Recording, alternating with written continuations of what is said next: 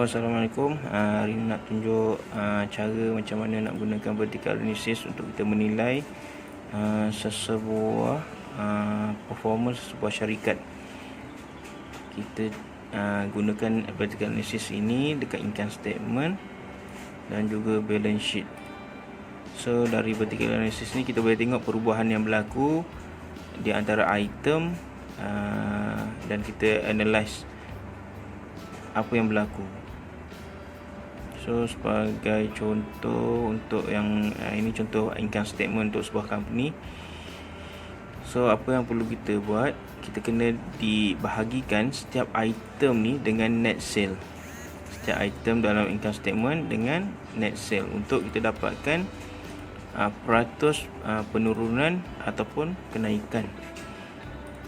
So, untuk tahun this year kita ambil current ni is current year, ni last year. So actually kalau kita gunakan 2 tahun ni, sebenarnya kita dah campur, kita dah combinekan horizontal dan vertical analysis. Horizontal kita comparison antara this year dan last year. Kalau untuk vertical, actually kita tengok perubahan, kenaikan dan penurunan di antara item berdasarkan net sale. So kita buat vertical dulu, kita check berapa peratusan kenaikan atau penurunan untuk setiap item berdasarkan net sale. So net sale 850 untuk current year, divide by their self this item.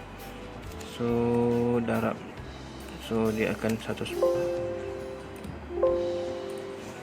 dia akan 100%. So kita akan gunakan formula yang sama untuk setiap item ni. Dia akan divide by this net sales.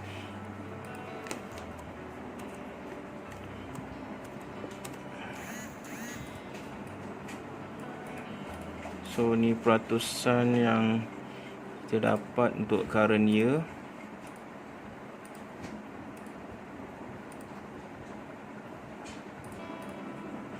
So kita tengok untuk yang last year juga. Kita tengok kenaikan dan penurunan last year untuk setiap item berdasarkan net sale pada last year.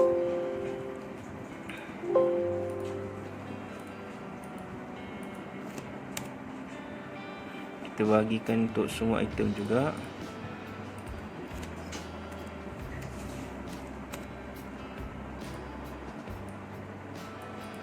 So kat sini kita nampak bahawa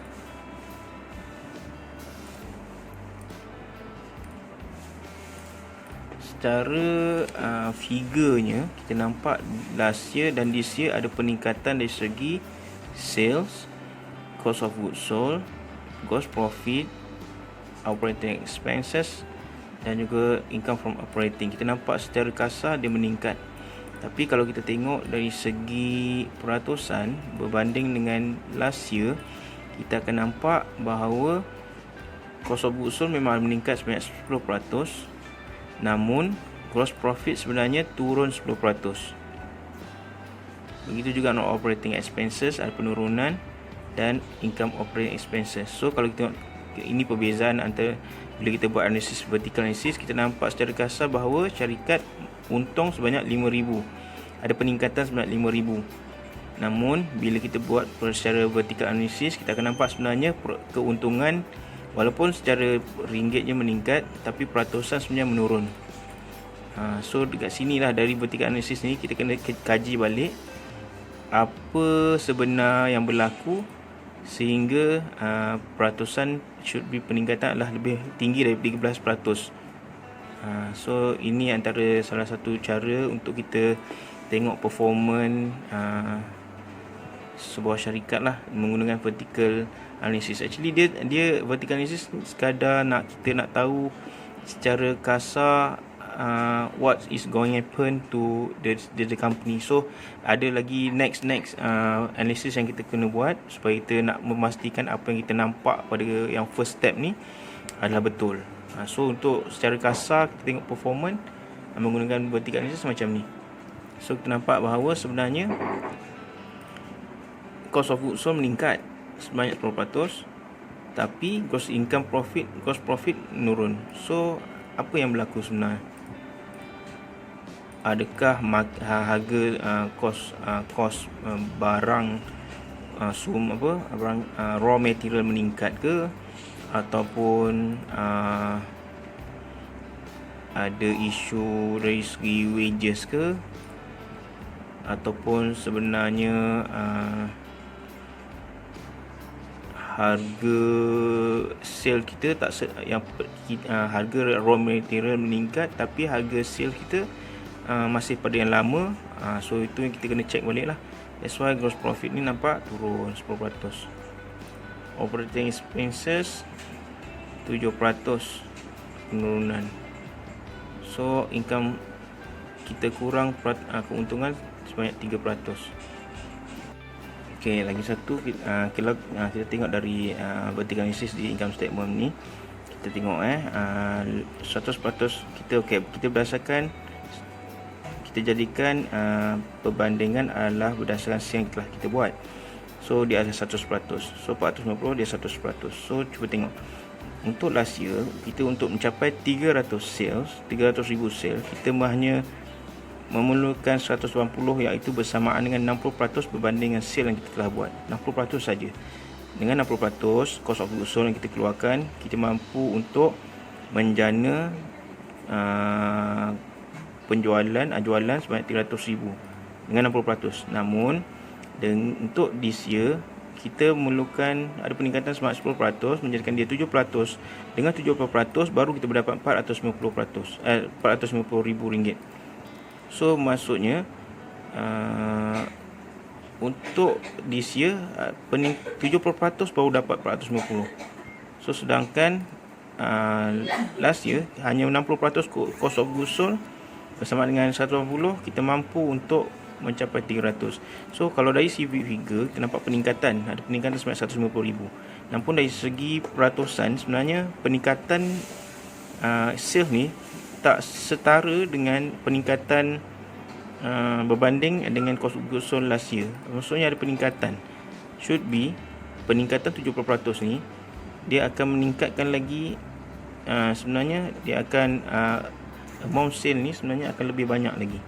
Itu yang kita secara ni kita dapat tengok lah, macam mana kita nak nilai sales tu. Macam tu juga so gross profit, that's why gross profit kita rendah, turun sebanyak 10%.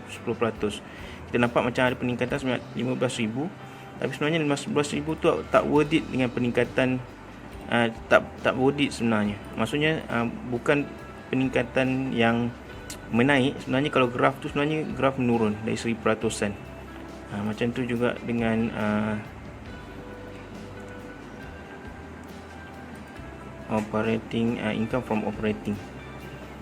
Kalau kita tengok 27%, walaupun 27%, so kalau kita tengok sebenarnya dalam keseluruhan ni ada reflect, sebenarnya ada macam kat sini lah kita nampak macam cost of goods sold ni ada peningkatan. Namun sales ni tak setara dengan peningkatan cost of goods sold. Sepatutnya dia meningkat sama seperti cost of goods sold. Maksudnya kalau meningkat cost of goods sold, should be ratio tu perlu meningkat setara. Maksudnya kat sini nanti dia akan nampak 60% juga. So sekarang kita nampak sebenarnya peningkatan ni menyebabkan penurunan dari segi gross profit. Secara kasar nampak macam untung 55,000, sebenarnya kita performance kita menurun sebenarnya. Menurun sebanyak 13%. Untung tapi dia menurun 13% sebenarnya. Okey, sekarang kita tengok pula, tadi kita dah tengok income statement gunakan vertical analysis. Sekarang kita tengok untuk balance sheet pula. Untuk balance sheet kita kena divide all item menggunakan total asset. So total asset ni maksud semua item ni, cash, account receivable, inventory, prepaid expenses, kita divide by total asset. Maksud kita nak tengok dari total asset syarikat, berapa contribution untuk setiap item ni kepada kita punya total asset. So formulanya sama juga macam tadi, saya dah buat siap-siap dah. So saya contoh yang ni 120,000 divide by 345,500. So kita nak jadikan dia semua denominators yang sama.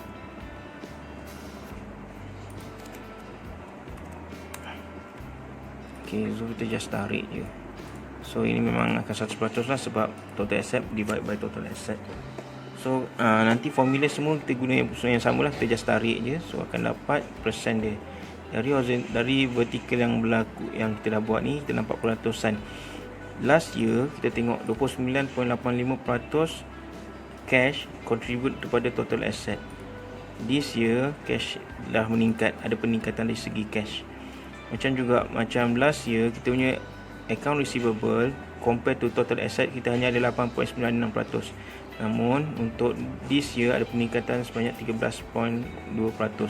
Lebih kurang dalam 5% ada peningkatan. So adakah ini sign yang baik atau tidak? Okey, biasa account receivable ni dia merujuk kepada hutang yang syarikat.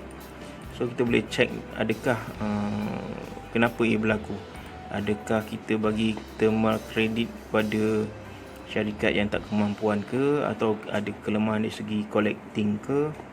Macam tu juga kalau tengok next, ada penurunan dari segi inventory. So yang lain-lain equipment net kemungkinan ada ini because of depreciation, atau because of depreciation lah biasanya untuk equipment. So kalau kita account payable kita, account payable kita meningkat. Tapi walaupun meningkat, tapi dia punya perbezaan tu tak tinggi lah. Kemungkinan kita ada buat pinjaman, ataupun kita belum bayar lagi. So tak material lah. Yang lain-lain semua tak material.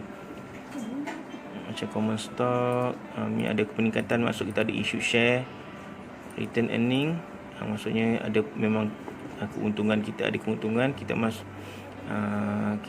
just add on dalam return earning semasa. So inilah contoh vertical analysis. Kita compare item per item.